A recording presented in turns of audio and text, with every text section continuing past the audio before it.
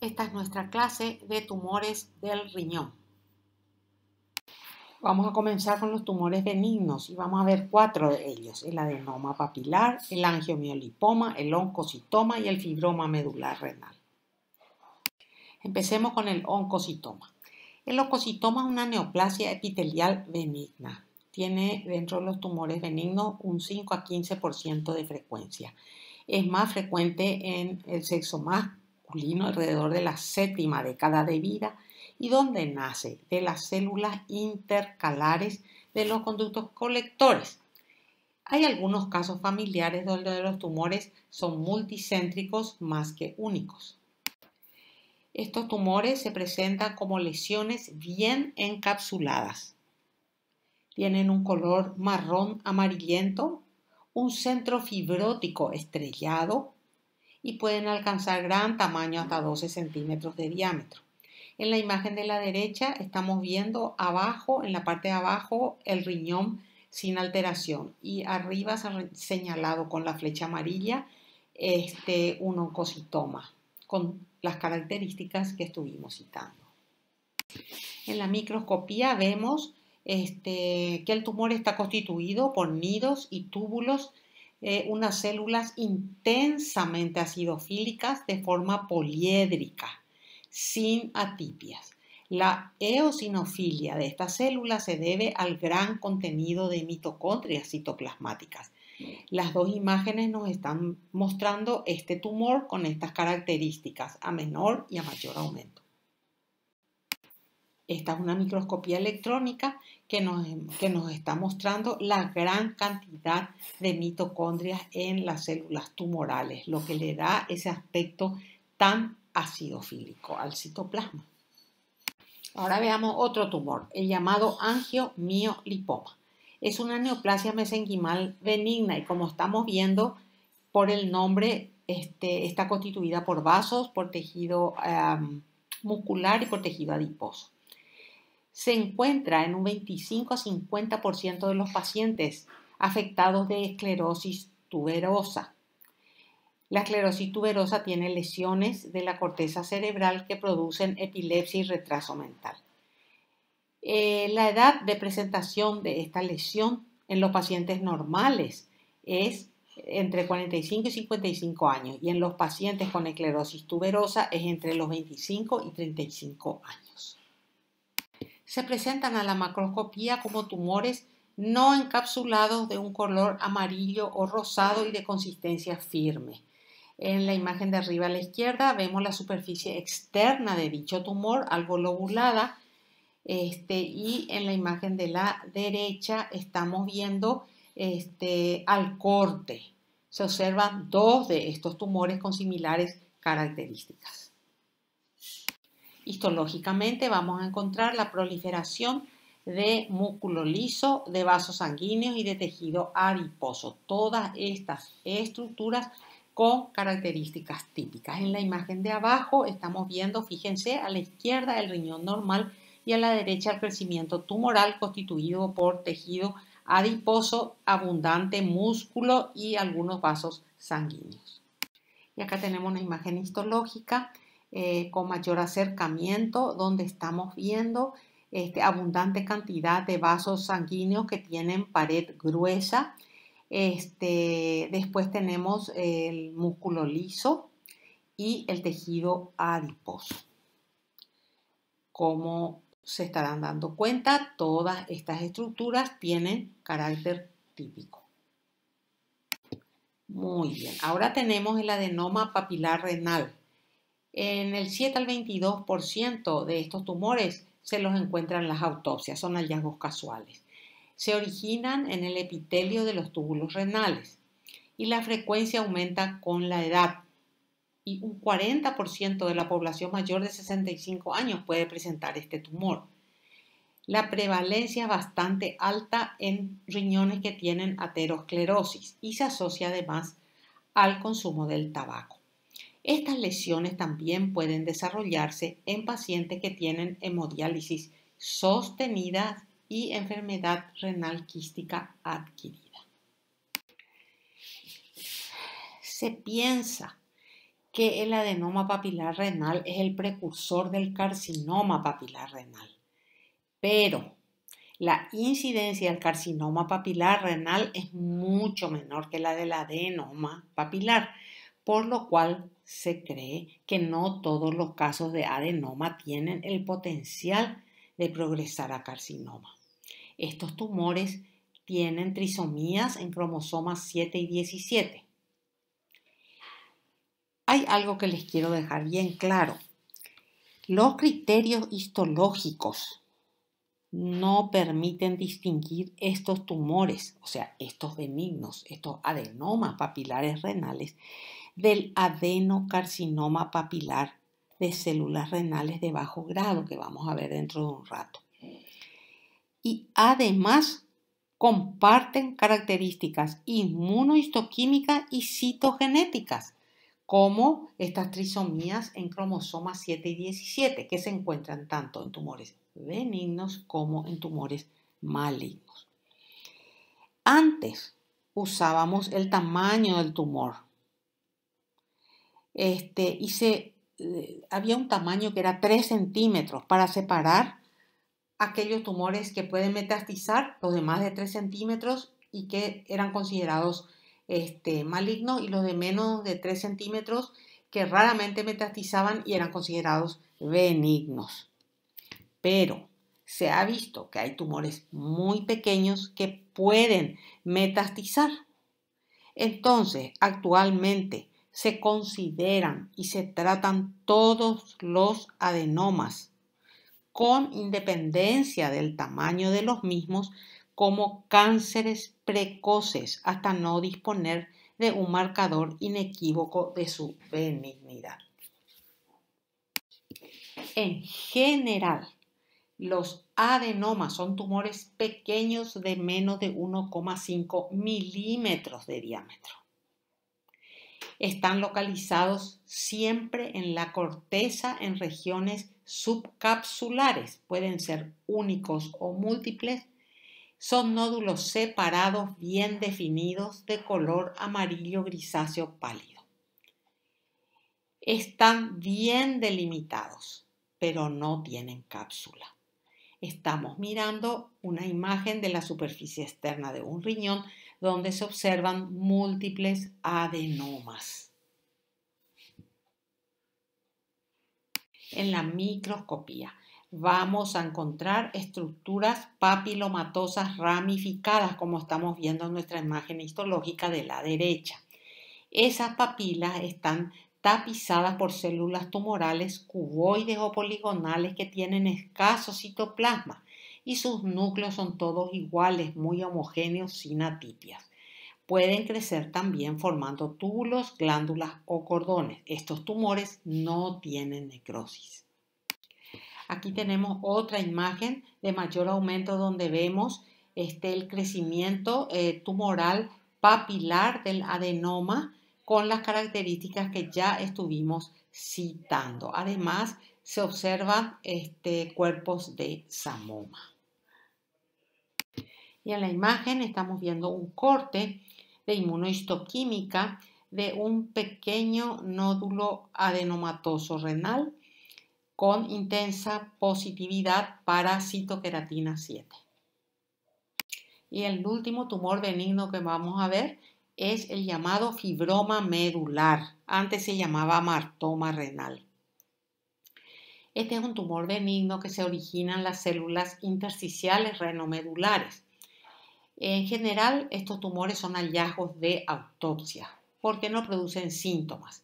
Pueden ser unilaterales o bilaterales, pueden ser únicos o múltiples. Son tumores en general pequeños y que están localizados en las pirámides renales, bien circunscriptos y de color gris blanquecino. En la imagen de la izquierda estamos viendo un corte de riñón donde se observa dicho nódulo en la pirámide renal. Y a la derecha estamos viendo la proliferación tumoral de células estrelladas típicas con un fondo colagénico. Luego tenemos los tumores malignos. Están los adenocarcinomas de células renales, los carcinomas uroteliales de la pelvis renal, que vamos a ver en otra clase, no en esta, y el nefroblastoma o tumor de Wilms. Dentro del grupo de los adenocarcinomas de células renales tenemos a los carcinomas de células claras, el carcinoma papilar, el carcinoma cromófobo, el carcinoma de los conductos colectores, el carcinoma con translocación XP11 y el carcinoma inclasificado. Los adenocarcinomas de las células renales se originan en el epitelio de los túbulos renales y representan el 85% de los tumores renales en el adulto. Son tumores especiales porque presentan metástasis en sitios inusuales incluso antes de producir síntomas y signos locales. El 95% de ellos se presentan en forma esporádica y el 5% está asociado a síndromes hereditarios. ¿Cuáles son los factores de riesgo para el desarrollo de un adenocarcinoma de células renales? El principal y más importante es el tabaco. Después tenemos factores adicionales como la obesidad, la hipertensión, la exposición a asbestos, arsénico, cadmio, pesticidas y toxinas mitóticas. Y también la asociación con ciertos síndromes hereditarios como la enfermedad de von Lippel-Lindau, que se relaciona con la aparición del carcinoma renal de células claras. Después hay otro síndrome hereditario que es la leiomiomatosis hereditaria y se asocia a carcinoma papilar renal porque hay una alteración del gen FH localizado en el cromosoma 1 que codifica una proteína mitocondrial. Después está el carcinoma papilar hereditario que tiene mutaciones activantes del gen MET en el cromosoma 7. ¿Qué es la enfermedad de von Hippel-Lindau? A nivel renal se expresa con quistes múltiples y carcinomas a células claras en el 50-75% de los pacientes si viven lo suficiente, ¿verdad?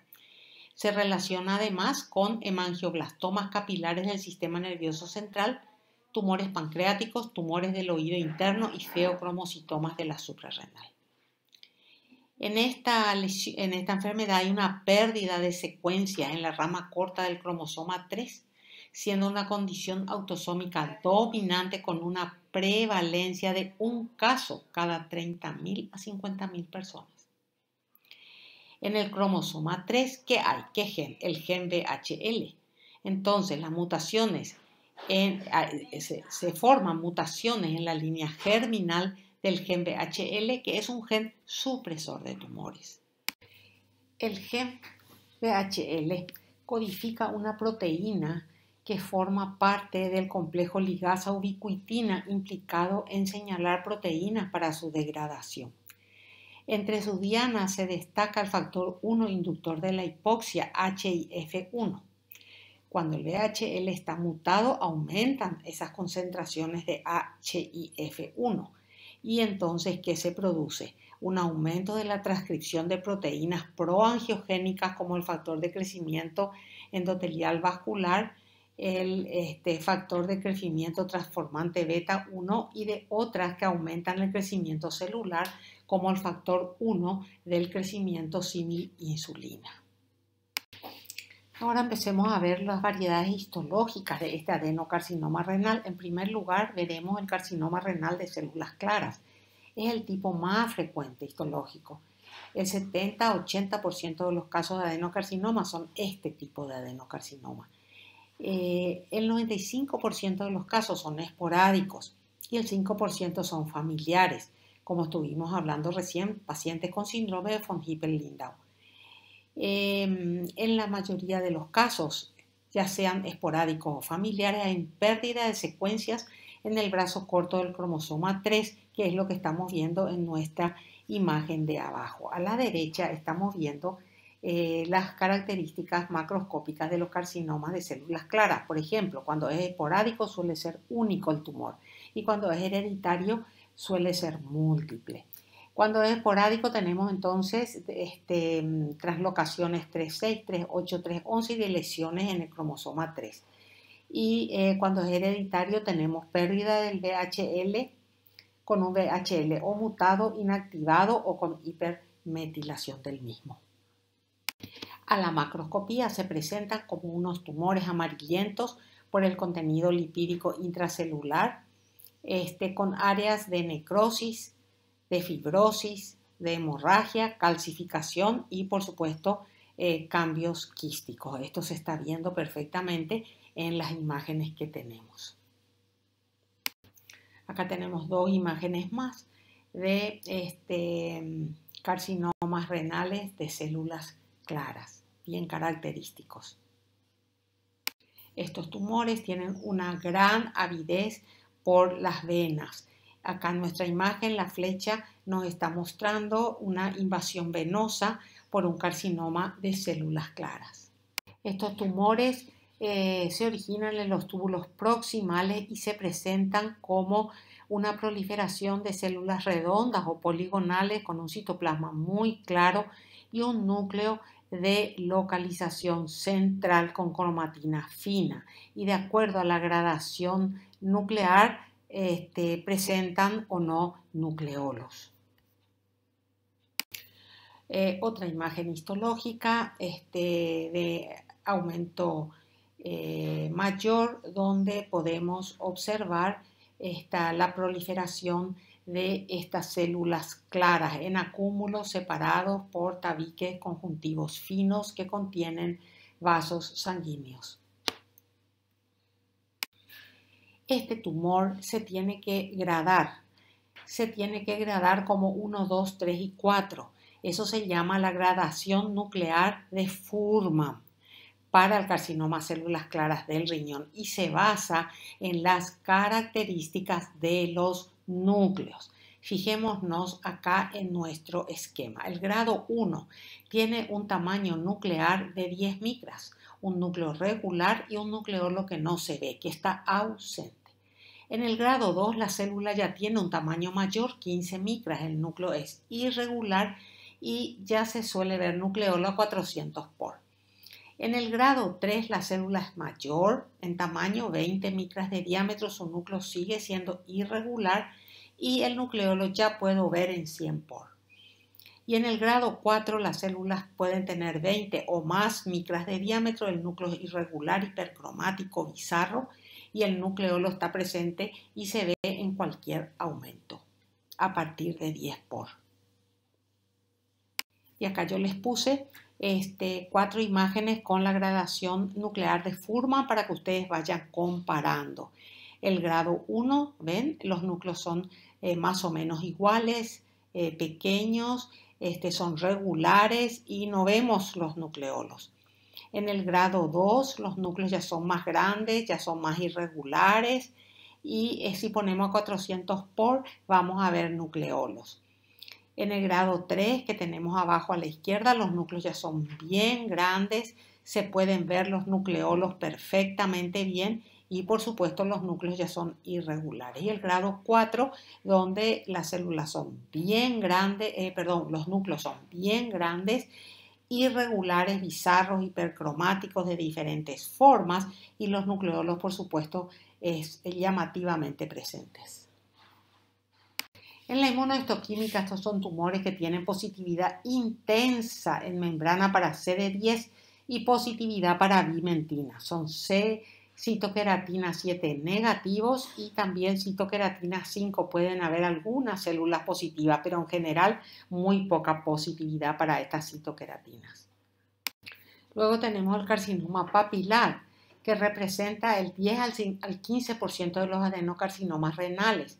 Se observan pacientes entre 52 y 66 años y se origina en el túbulo contorneado distal.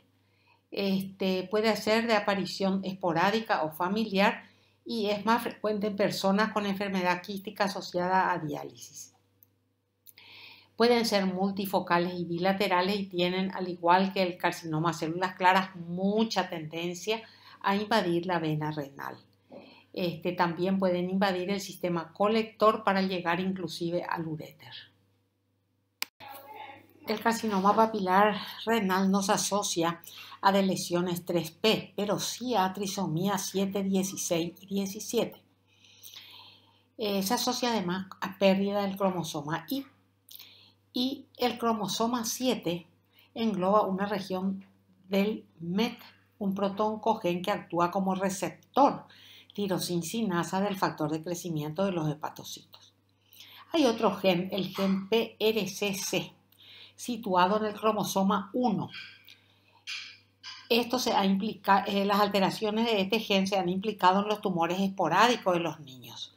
¿Por qué? Porque al traslocarse ese cromosoma 1, el gen PRCC que se encuentra en el cromosoma 1 se fusiona con un gen denominado TFE3 y la proteína de fusión produce una alteración en el control mitótico, provocando una segregación anormal de los cromosomas. A la derecha en nuestro esquema estamos viendo el carcinoma papilar esporádico y el hereditario. Así como el de células claras, el esporádico suele ser único y el papilar tiene más tendencia a ser múltiple. Y a la derecha tenemos las anomalías genéticas que se encuentran en ambos tumores. A la macroscopía, estos tumores se presentan como sólidos o quísticos, hemorrágicos, necróticos con una pseudocápsula fibrosa. Al crecer pueden protruir en los cálices, en la pelvis e incluso en el uréter y tienen mucha tendencia a invadir la vena renal. Y acá tenemos otras dos imágenes de carcinoma papilar renal. Acá tenemos dos imágenes de la histología de este adenocarcinoma papilar. Como su nombre lo indica, está formado por papilas. Muchas de ellas en su centro tienen histocitos vacuolados y están tapizadas por un epitelio cúbico atípico. Este ejemplo que yo les estoy dando sería el del tipo 1, que tiene un grado histológico menor. En cambio, cuando esas papilas están tapizadas por células como las que estamos observando en nuestras imágenes, muy atípicas, entonces tenemos el adenocarcinoma papilar de tipo 2 con un mayor grado histológico de malignidad. Otro tumor de tipo 2 con mayor grado histológico, fíjense ustedes las características de los núcleos, mucha atipia. En la inmunohistoquímica lo que solemos encontrar es una intensa inmunoreactividad de citoqueratina 7, sobre todo en el carcinoma renal papilar de tipo 1. Luego pasamos a otro adenocarcinoma renal que es el carcinoma cromófobo. Constituye el 5% de los tumores de células renales. Se cree que crece a partir de las células intercalares de los conductos colectores y además tiene mejor pronóstico que los carcinomas células claras y los papilares. Sus células evidencian pérdidas cromosómicas y monosomías 1, 2, 6, 10, 13, 17 y 21. En la macroscopía se presentan como tumores bastante bien delimitados y lobulados de color beige claro y que suelen medir entre 5 y 8 centímetros de diámetro. Y acá tenemos un riñón donde se encontraron dos tipos de tumor, el de células claras y un adenocarcinoma cromófobo. En la microscopía vamos a observar la proliferación de células tumorales que forman masas sólidas, formadas por células eosinofílicas bastante grandes, pálidas, y que tienen halos perinucleares. Además se observa atipia nuclear. En la imagen de abajo nosotros estamos viendo estas células eosinofílicas, estamos viendo los núcleos atípicos y fíjense esos halos perinucleares. Acá tenemos otra imagen del tumor con las características anteriormente citadas. Acá el tumor a mayor aumento, donde podemos ver el refuerzo de esa membrana celular, ese citoplasma eosinofílico claro y esos halos perinucleares tan característicos de este tumor. La microscopía electrónica de los tumores cromófobos nos va a mostrar un citoplasma que está lleno de microvesículas y que se distribuyen preferentemente alrededor del núcleo y además abundante cantidad de mitocondrias. En la imagen de abajo, esas vesículas están señaladas con la flecha amarilla. Las mitocondrias grandes son muy evidentes. Estas vesículas que se ponen o se sitúan alrededor del núcleo son la causa del halo claro que se observan en esas células tumorales. En la inmunohistoquímica nosotros vamos a encontrar citoqueratina 7 positiva y el tumor siempre va a ser negativo para la vimentina. Y otra característica muy particular de este tumor es que tiene la coloración de hierro coloidal de Hale positivo citoplasmático debido al contenido de las vesículas que anteriormente citamos. Acá tenemos esa coloración del hierro coloidal de Hale. El carcinoma de los conductos colectores es otro tumor de células renales y que se origina en los conductos colectores de Bellini. Son tumores raros, menos del 1% de los tumores de células renales corresponde a este tipo histológico. Se localizan principalmente en la médula. Para este tumor se han descrito numerosas pérdidas cromosómicas y de lesiones, si bien no se ha identificado ningún patrón específico para este tumor.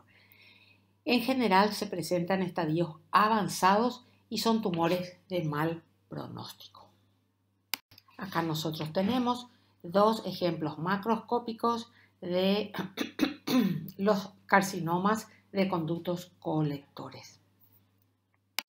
En la microscopía nos encontramos con tumores de alto grado citológico que puede tener patrón tubular, papilar o sólido.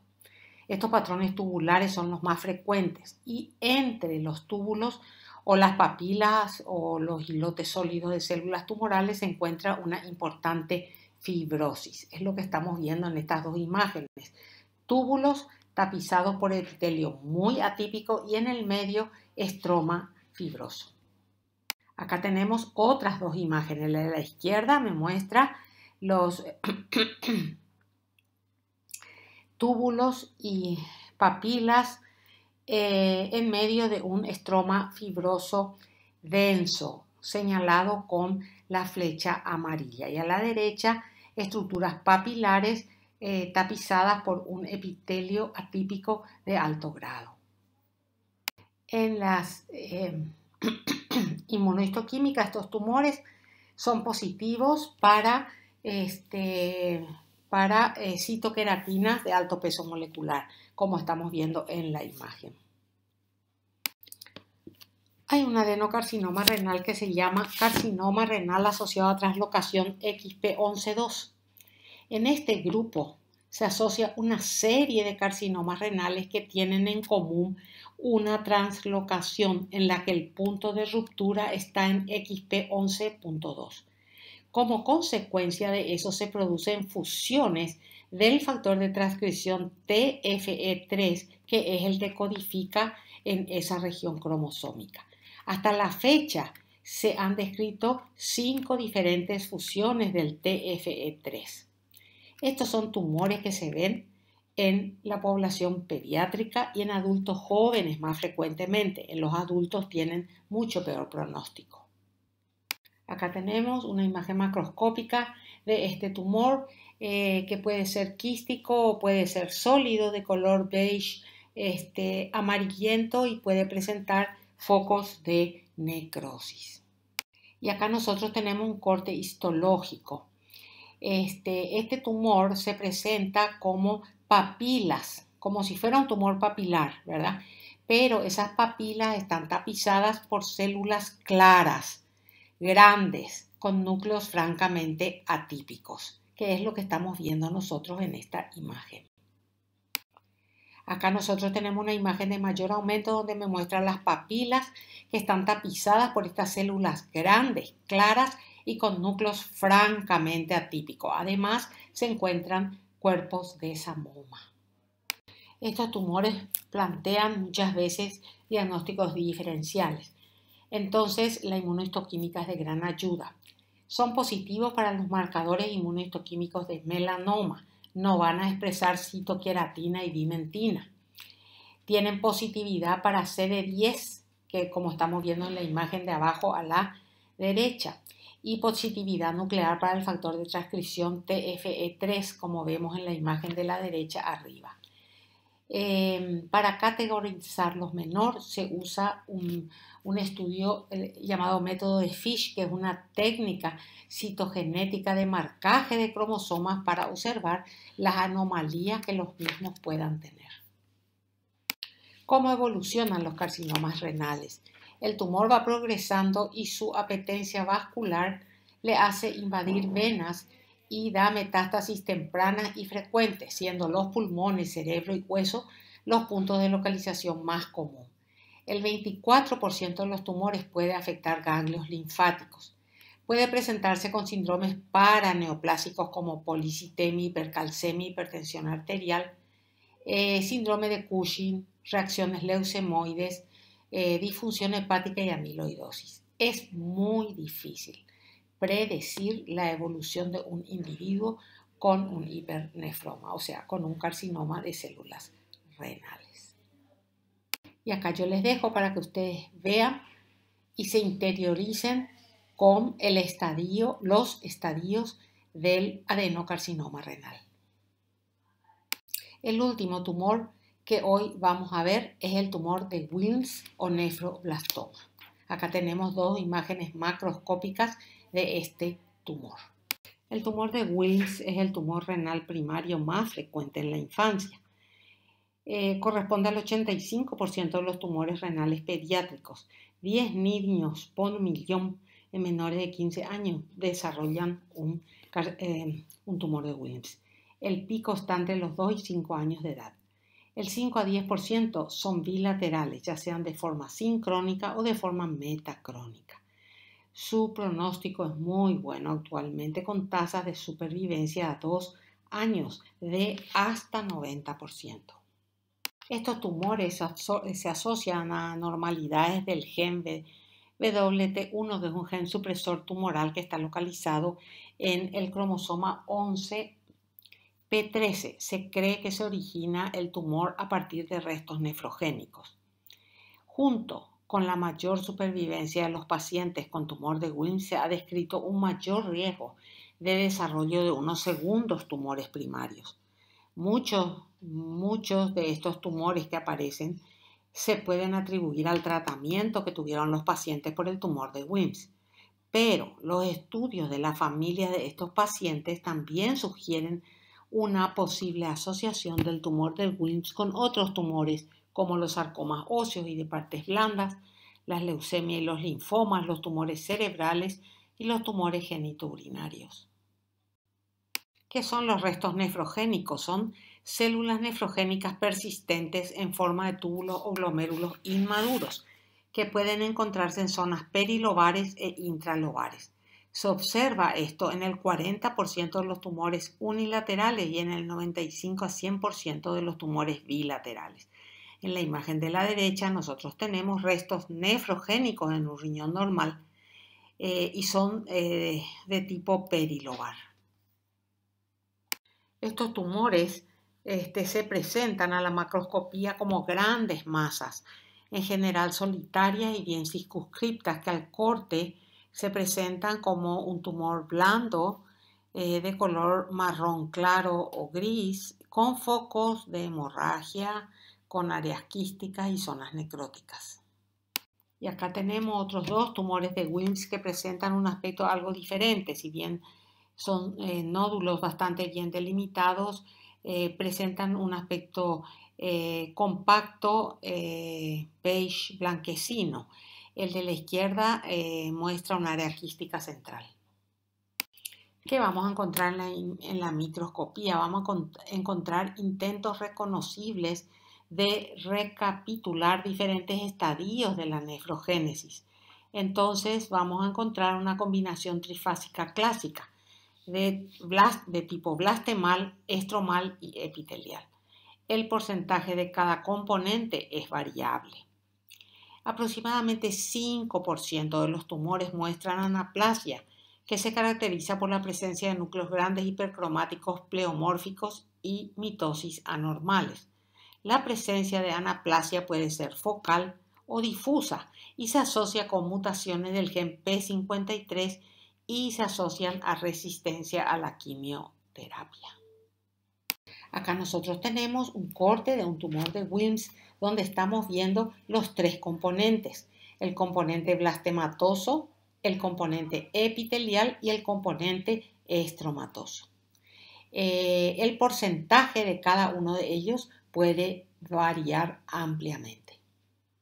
Aquí tenemos una zona del tumor con componente epitelial que se puede presentar en forma de túbulos o glomérulos abortivos. El componente blastemal se caracteriza por la presencia de sábanas de células azules que presentan poco citoplasma con atipia nuclear y pocos signos distintivos. Noten además la cantidad de mitosis que estamos observando en esta zona del componente blastemal. El tercer componente del tumor es el estromal, de naturaleza fibrótica o mixoide, y que puede contener diferenciación de músculo esquelético y liso, tejido adiposo y tejido neuroglial. La flecha amarilla nos está mostrando el componente estromal de naturaleza fibrótica.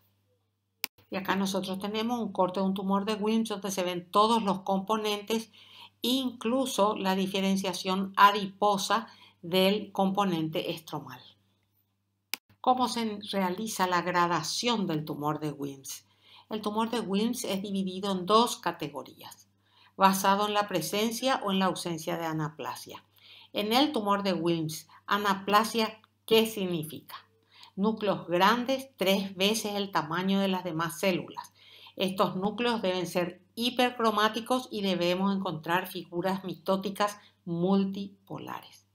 En base a esta anaplasia, que como dijimos anteriormente puede ser focal o difusa, los clasificamos como tumor de Wilms de histología favorable y tumor de Wilms de histología desfavorable. Acá nosotros tenemos un tumor de Wilms de histología desfavorable. ¿Por qué? Porque estamos viendo unos enormes núcleos hipercromáticos muy llamativos, comparando con el resto de las células tumorales. Otro componente de la anaplasia es la presencia de las mitosis multipolares. Una de ellas en nuestro tumor está señalada con la flecha amarilla. Vamos a citar ahora algunos factores de mal pronóstico del tumor de Wilms. La anaplasia nuclear. La anaplasia difusa indica peor pronóstico que la focal, pero aún pequeños focos dentro de un tumor de Wilms se relacionan con resistencia a la quimioterapia. Estadio alto. La gran mayoría de los tumores predominantemente epiteliales están en estadio 1 y la mayoría de los predominantemente blastemales se encuentran en estadio 3-4. Edad mayor de 2 años. Presencia de pseudocápsula inflamatoria.